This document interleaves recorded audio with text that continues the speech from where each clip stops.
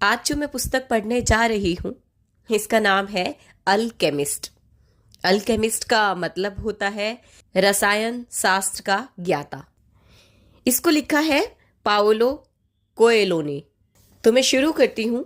Alchemist ने एक पुस्तक उठाई जो कारवा के किसी व्यक्ति ने खरीदी थी। उसके पन्ने पलटते हुए उसे उसमें नार्सिसस के बारे में एक किस्सा मिला। नार्सिसस यहाँ पर एक व्यक्ति है। अब जो अल्केमिस्ट था उसको नार्सिसस की अफवाह के बारे में मालूम था। वह अपनी ही सुंदरता को गौर से देखने के लिए रोज एक सरोवर के तट पर झुककर उसमें झांका करता था। और नार्सिसस अपने आप से इस कदर मोहित हुआ कि एक सुबह वह उस सरोवर में जा गिरा और डूब गया। जिस जगह पर वह गिरा था वहां फूल पैदा हुआ जिसे नार्सिसस कहा जाता है। लेकिन लेखक ने अपना किस्सा इस तरह समाप्त नहीं किया था। उसका कहना था कि जब नार्सिसस मर गया तो वन देवियां वहां प्रकट हुई और उन्होंने पाया कि वह सरोवर जो हमेशा मीठे पानी से भरा रहता था, नार्सिसस के डूब जाने के बाद खारे आंसुओं के सरोवर में बदल चुका था। सरोवर से देवियों ने पूछा कि तुम क्यों रोते हो? सरोवर ने जवाब दिया कि मैं नार्सिसस के लिए रोता हूं। यह आश्चर्य की बात नहीं कि तुम नार्सिसस के लिए रोते हो, वन देवियों ने कहा, क्योंकि हम जंगल में हमेशा उसका पीछा करते रहते थे, लेकिन तुम अकेले थे जो उसकी सुंदरता को इतने करीब से निहार सके। लेकिन क्या नार्सिसस सुंदर था? सरोवर ने पूछा। यह बात तुमसे बेहतर कौन जानता है? देवियों ने विस्मित होकर कहा। आखिरकार ये तुम्हारे ही तो तट थे जहां वह हर रोज झुककर खुद को निहारा करता था। अब सरोवर कुछ देर खामोश रहा।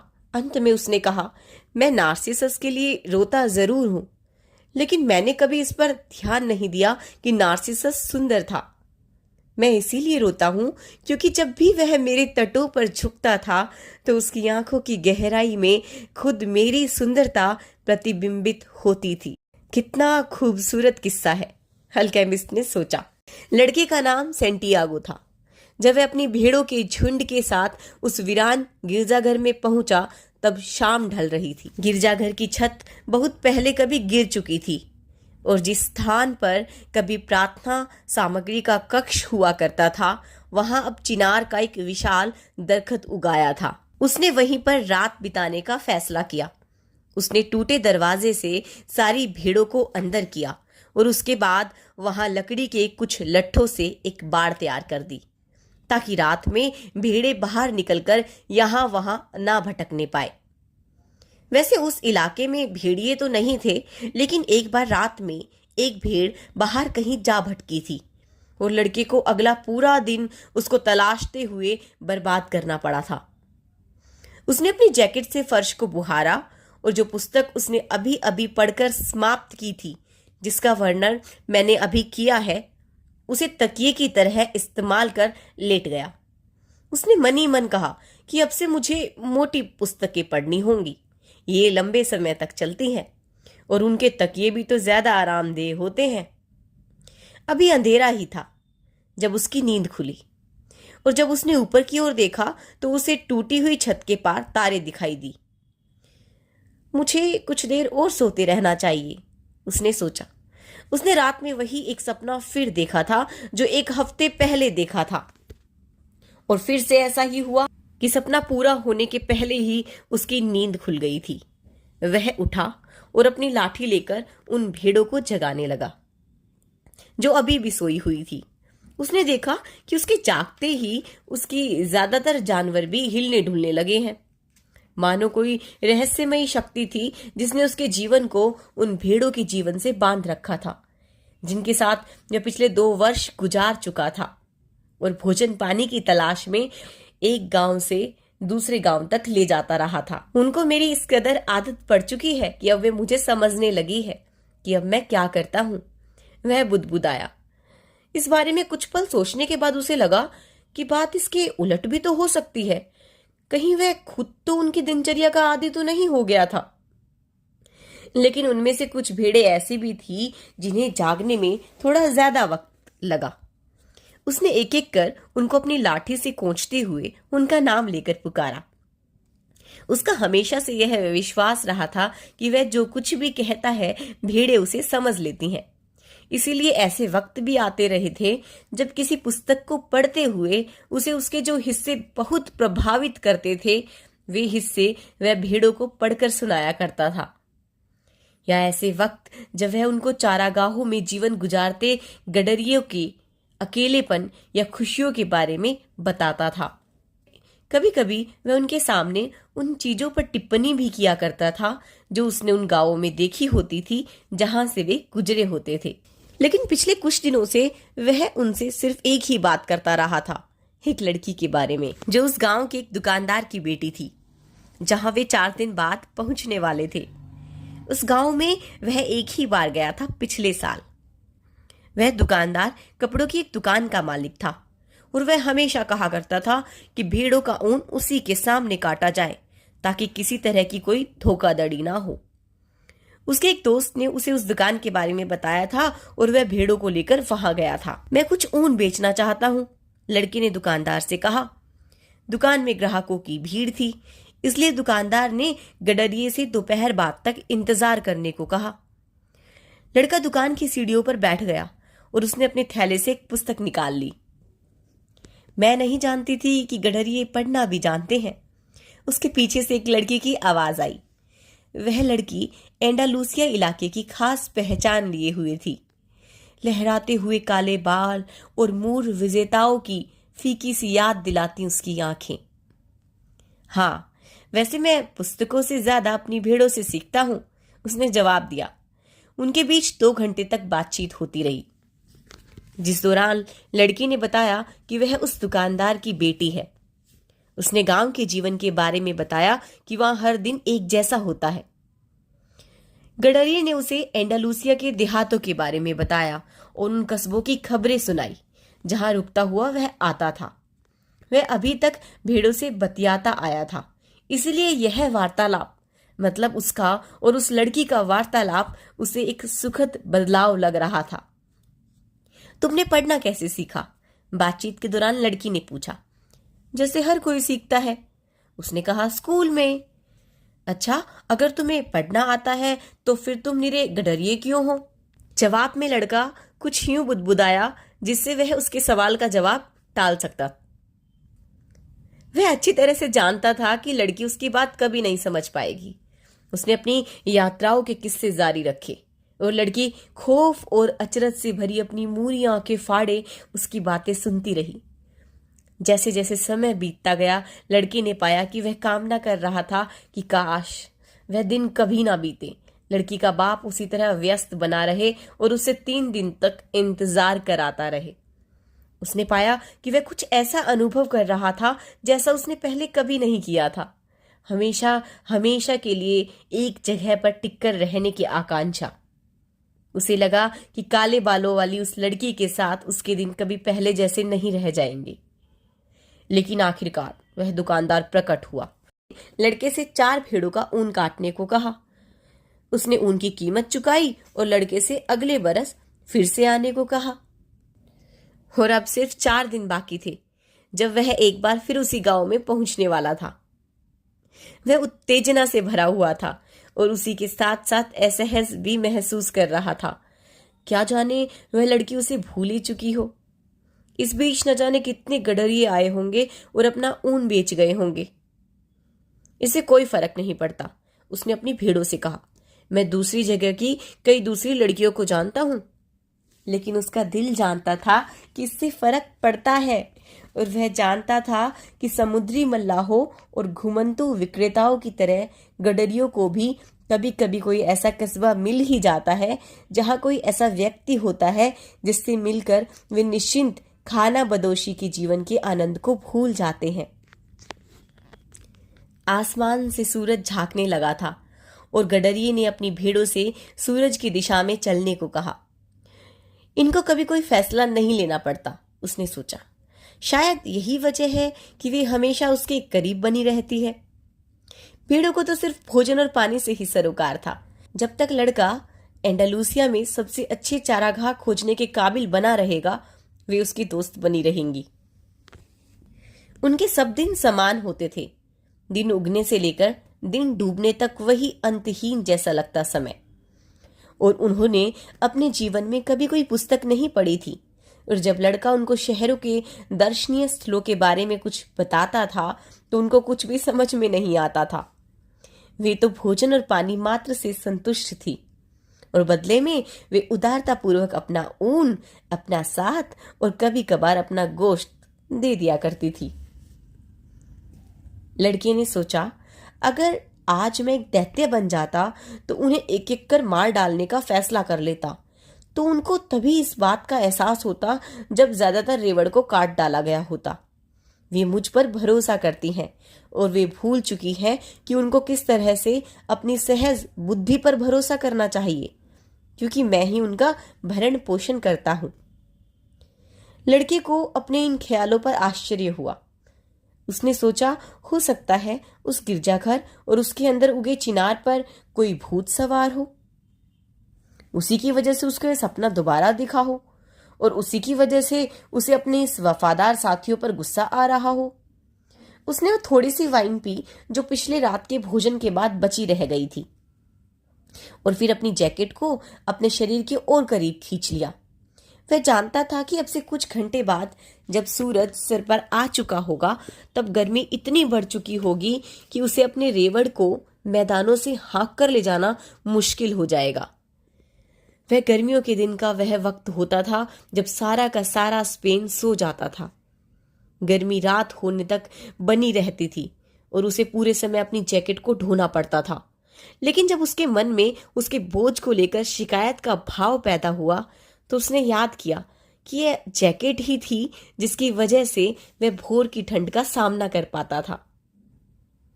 हमें बदलाव के लिए तैयार रहना जरूरी है, उसने सोचा, और उसके मन में जैकेट के वजन और गर्माहट के प्रति कृतज्ञता उमड़ आई। जैकेट का अपना एक उद्देश्य था और लड़के का भी अपना एक उद्देश्य था। उसके जीवन का उद्देश्य यात्रा करना था, और एंडालूसिया के इलाके में 2 साल तक सफर करने के बाद वह उस इलाके के सारे शहरों से वाकिफ हो चुका था। उसकी योजना थी कि इस यात्रा के दौरान वह उस लड़की को समझाएगा कि किस तरह वह एक साधारण गडरिया जानता है कि पढ़ना कैसे सीखा जाता है। वह उसे बताएगा कि 16 साल की उम्र तक उसने पाठशाला में पढ़ाई की थी। उसके माँ बाप चाहते थे कि वह पादरी बनता और इस तरह एक साधारण किसान परिवार के गौरव का स्रोत बनता। वे महज भोजन और पानी जुटाने की खातिर कड़ी मेहनत करते थे, जैसे ये भेड़ें करती हैं। उसने लैटिन, स्पेनिश और धर्मशास्त्र की पढ़ाई की थी, लेकिन बचपन से ही उसकी ख्वाहिश दुनिया को जानने की रही थी, और यह ईश्वर के बारे में जानने तथा आदमी के पापों को समझने से ज्यादा महत्वपूर्ण था।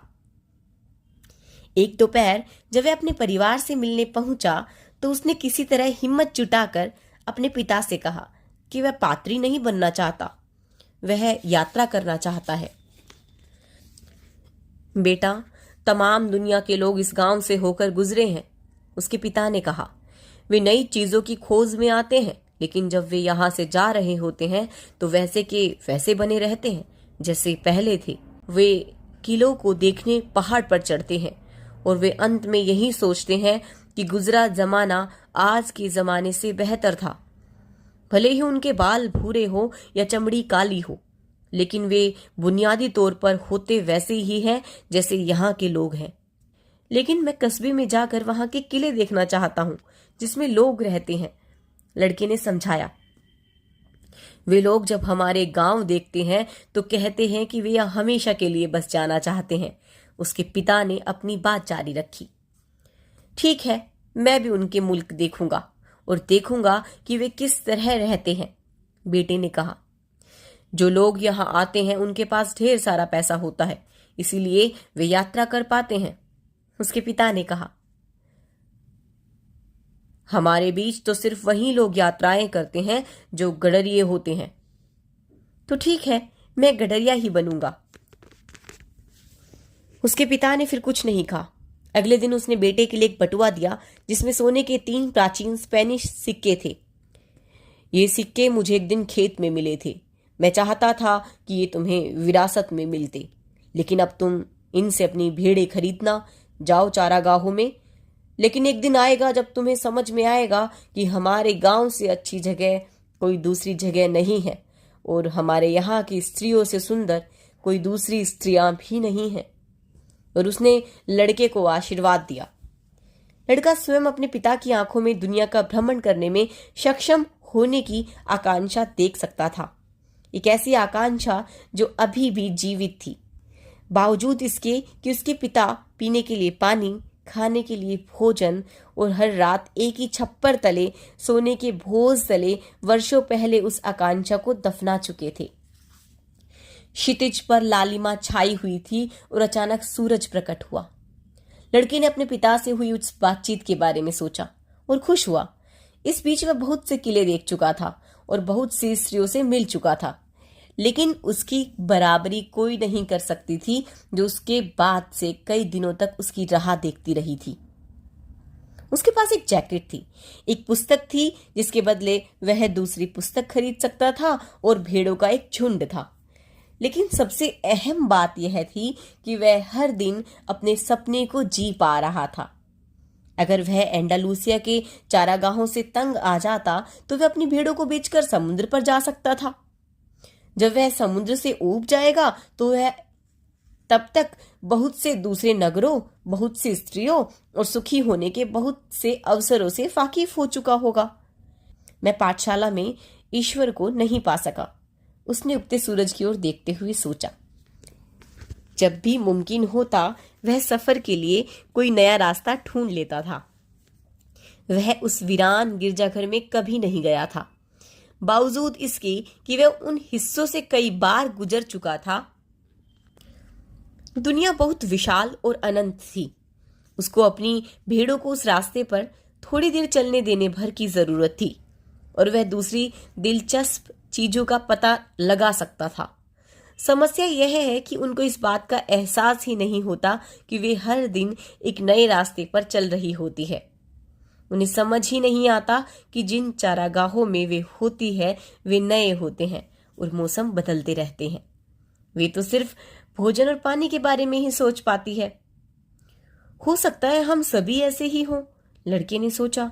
मुझे ही लो, जब से मैं उस दुकानदार की बेटी से मिला हूं मैंने किसी दूसरी स्त्री के बारे में सोचा ही नहीं। सूरज की ओर देखते हुए उसने हिसाब लगाया कि वह दोपहर के पहले टेरिफा पहुंच जाएगा।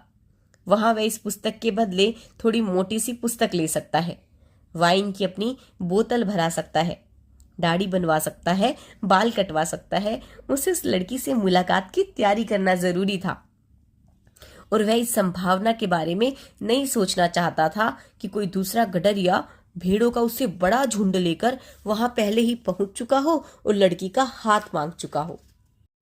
किसी सपने के साकार होने की संभावना ही जिंदगी को दिलचस्प बनाती है।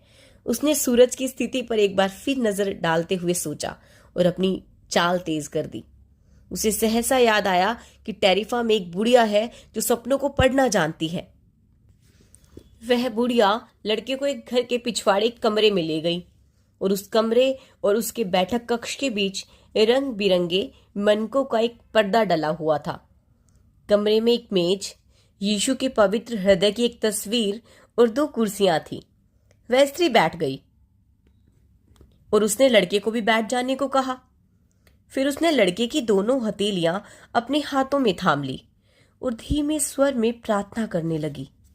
वह किसी जिप्सी प्रार्थना की तरह लगती थी। लड़के को जिप्सियों का अनुभव था जो उसे रास्ते में मिलते रहते थे। वे भी यात्रा किया करते थे, लेकिन उनके साथ भेड़ें नहीं होती थी।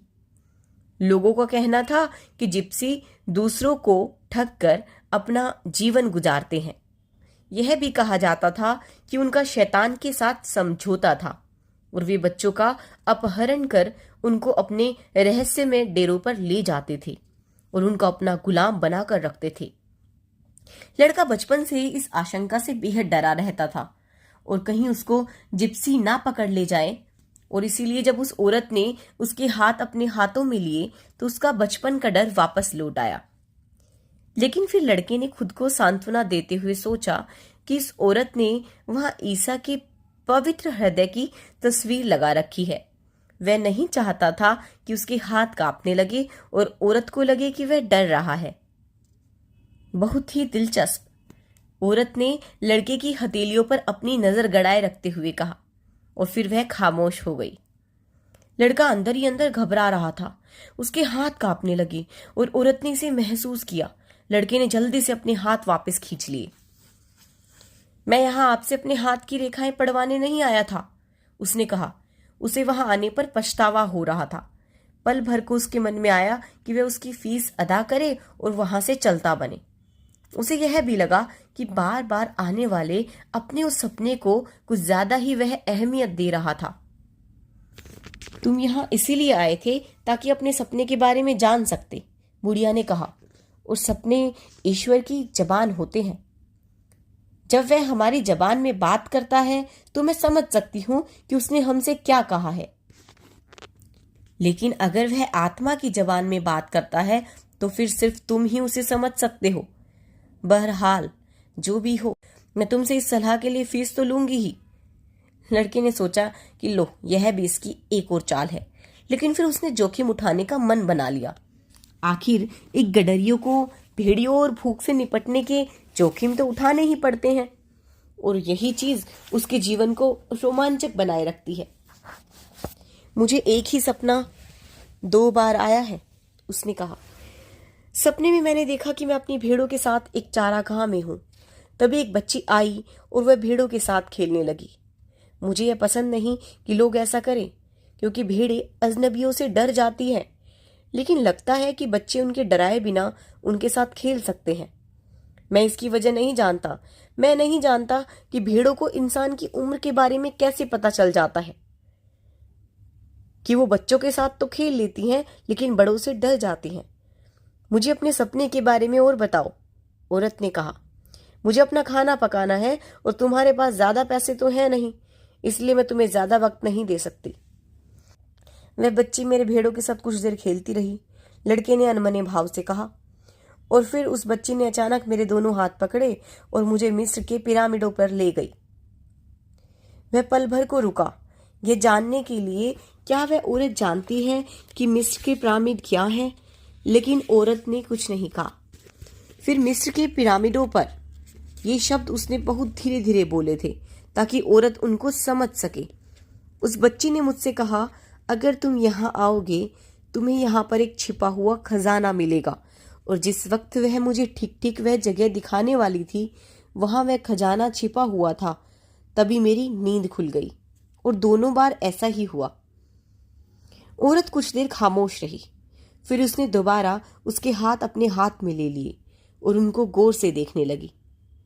अब मैं तुमसे कोई फीस नहीं लूंगी, उसने कहा, लेकिन अगर तुम्हें खजाना मिल गया तो मैं उसका 10वां हिस्सा लूंगी। लड़का खुश होकर हंस पड़ा। वह इसीलिए खुश था कि छिपे हुए खजाने के उस सपने की वजह से वह अपना थोड़ा सा पैसा बचा पा रहा था जो उसके पास था। ठीक है, इस सपने के बारे में समझाओ, उसने कहा। सबसे पहले कसम खाओ कि जो भी मैं तुम्हें बताने वाली हूं उसके बदले में तुम मुझे अपने खजाने का 10वां हिस्सा दोगे। गडरिये ने कसम खाई। बुढ़िया ने उससे ईसा के पवित्र हृदय की ओर देखते हुए फिर से कसम खाने को कहा। यह सपना संसार की भाषा में है, उसने कहा।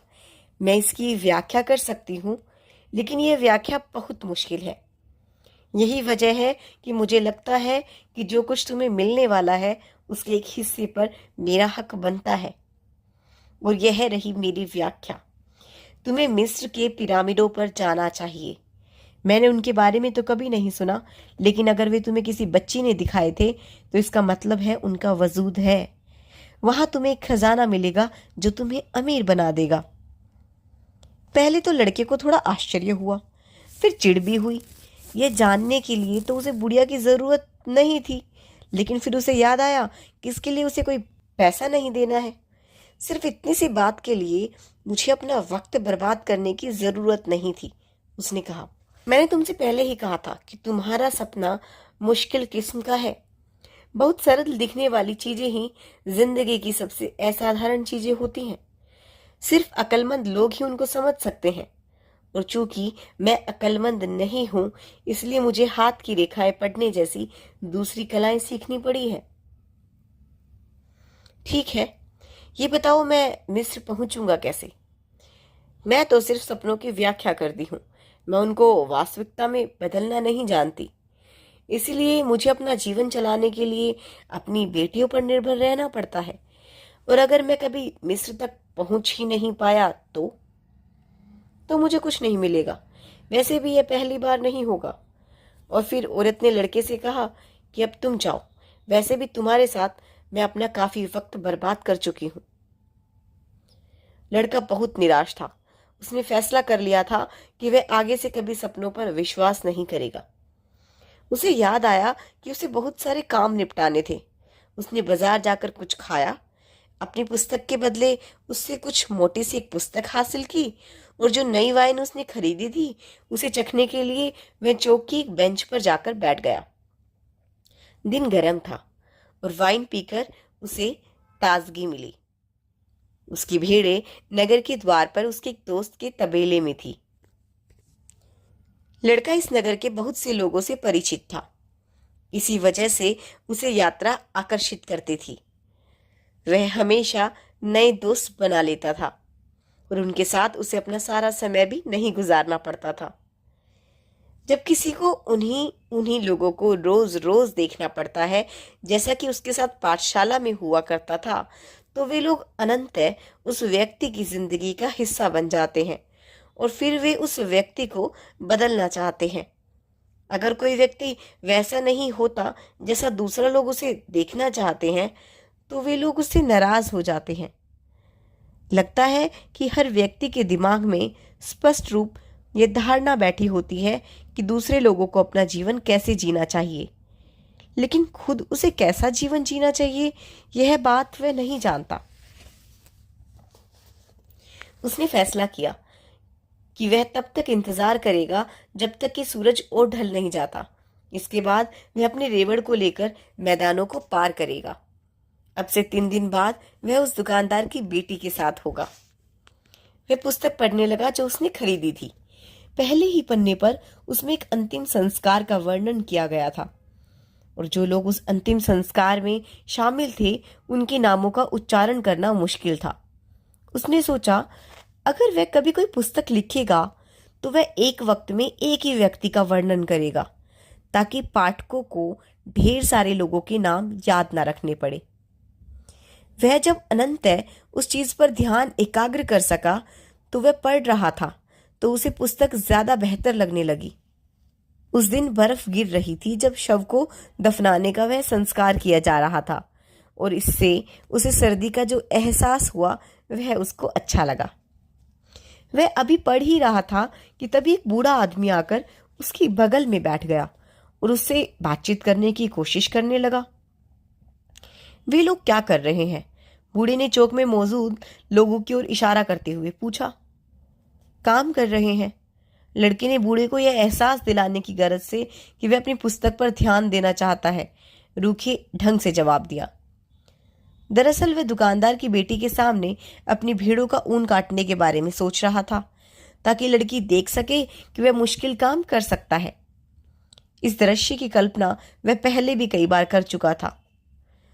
उस दृश्य में वह हर बार जब भी लड़की को समझाता था कि भेड़ का ऊन पीछे से आगे की ओर काटना होता है, तो लड़की मंत्रमुग्ध होकर उसे देखने लगती थी।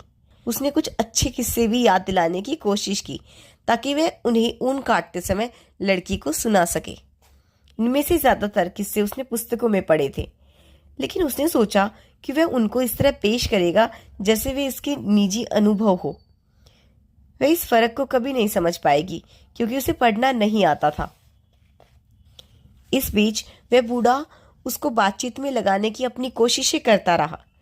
उसने लड़के से कहा कि वह थका हुआ है और प्यासा है, और फिर उसने लड़के की वाइन से एक चुस्की लेने की इच्छा जाहिर की। लड़के ने इस उम्मीद से अपनी बोतल बूढ़े को आगे कर दी कि से बूढ़ा उसे अकेला छोड़ देगा। लेकिन बूढ़ा बात करना चाहता था और उसने लड़के से उस पुस्तक के बारे में पूछा जो वह पढ़ रहा था। लड़के का मन कर रहा था कि वह रुखाई बरतते हुए किसी दूसरी बेंच पर चला जाए, लेकिन फिर उसे अपने पिता की सीख याद आई कि हमेशा बुजुर्गों की इज्जत करनी चाहिए। इसलिए उसने वह पुस्तक बूढ़े को पकड़ा दी। 2 वजह थी। पहली यह है कि वह खुद नहीं जानता था कि पुस्तक के शीर्षक का उच्चारण कैसे करे, और दूसरी यह है कि अगर बूढ़े को पढ़ना नहीं आता होगा तो वह खुद ही शायद शर्मिंदा होकर किसी दूसरी बेंच पर चला जाएगा। बूढ़े ने पुस्तक की तरफ देखते हुए कहा, मानो वह कोई अजीबोगरीब चीज हो। यह एक महत्वपूर्ण पुस्तक है, लेकिन इसे पढ़कर वाकई खीज होती है। लड़के को झटका लगा। मतलब यह है कि बूढ़ा न केवल पढ़ना जानता था, बल्कि उस पुस्तक को भी पढ़ चुका था। और अगर पुस्तक खीज पैदा करने वाली थी, जैसा कि बूढ़े का कहना था, तो लड़के के पास अभी भी मौका था कि वह उसकी जगह कोई दूसरी पुस्तक ले आता। यह ऐसी पुस्तक है जो वही बात करती है जिसे दुनिया की लगभग सभी पुस्तकें करती हैं। बूढ़े ने कहा, यह पुस्तक बताती है कि लोग अपनी नियति का चयन खुद नहीं कर पाते, और पुस्तक अनंतः यह कहती है कि हर कोई दुनिया के सबसे बड़े झूठ में विश्वास करता है। दुनिया का वह सबसे बड़ा झूठ क्या है? लड़के ने अचरज से भरकर पूछा। वह यह है कि अपने जीवन के एक खास मकाम पर हमारा उस चीज पर कोई वश नहीं रह जाता जो हमारे साथ हो रहा होता है, और हमारी जिंदगियां नियति द्वारा नियंत्रित होने लगती है। यह दुनिया का सबसे बड़ा झूठ है। ऐसा तो मेरे साथ कभी नहीं हुआ, लड़के ने कहा। मेरे परिवार के लोग मुझे पादरी बनाना चाहते थे, लेकिन मैंने गडरिया बनने का फैसला किया। ज्यादा अच्छा है, बूढ़े ने कहा, क्योंकि तुम्हें वाकई सफर करना अच्छा लगता है। यह जानता है कि मैं क्या सोच रहा हूं, लड़के ने मनी मन कहा। इसी बीच बूढ़ा पुस्तक के पन्ने पलटने लगा था। लगता था कि जैसे पुस्तक वापस करने का उसका कोई इरादा ना हो। लड़के ने ध्यान दिया कि बूढ़े की पोशाक विचित्र सी थी। वह किसी अरबी की तरह लगता था, जिनकी मौजूदगी इस इलाकों में असामान्य बात नहीं थी। अफ्रीका टेरिफा से कुछ ही घंटों की दूरी पर था। आपको नाव से बस संकरी खाड़ी को पार करने भर की जरूरत थी। अरबी शहर से अक्सर दिखाई दे जाते थे, खरीदारी करते हुए और दिन में कई बार अपनी विचित्र सी प्रार्थनाएं करते हुए। आप कहाँ के रहने वाले हैं? लड़के ने पूछा। बहुत सी जगहों का। बहुत सी जगहों का तो कोई नहीं हो सकता, लड़के ने कहा। मैं एक गडरिया हूं और मैं बहुत सी जगहों पर गया हूं, लेकिन मैं तो एक ही जगह के रहने वाला हूं। वह शहर एक प्राचीन किले के पास है। मेरा जन्म वहीं हुआ था। तब ठीक है, हम कह सकते हैं कि मेरा जन्म स्लेम में हुआ था। लड़का नहीं जानता था कि स्लेम कहाँ है, लेकिन वह पूछना भी नहीं चाहता था, क्योंकि उसे डर था कि इससे वह अज्ञानी लगेगा। वह कुछ और देर चौक के लोगों की ओर देखता रहा। ये यहाँ वहां आ जा रहे थे और सबके सब बहुत व्यस्त दिखाई दे रहे थे। अच्छा, तो स्लेम है कैसा? उसने सुराग लेने की कोशिश की। वैसा ही है जैसा हमेशा से रहा है। अभी भी कोई सुराग नहीं, लेकिन इतना वह जानता था कि स्लेम एंडालूसिया में तो नहीं था। अगर होता तो उसने उसके बारे में जरूर सुना होता। और आप स्लेम में करते क्या हैं? लड़का पीछे पड़ा रहा। मैं स्लेम में क्या करता हूं? बूढ़ा हंस पड़ा। दरअसल मैं स्लेम का राजा हूं। लोग अजीबोगरीब बातें करते हैं, लड़के ने सोचा। कभी कभी लगता है कि भीड़ों के साथ रहना ही बेहतर है, जो कुछ भी नहीं कहती, और उससे भी बेहतर है कि आप अकेले हो, बस आपकी पुस्तक भर आपके साथ हो।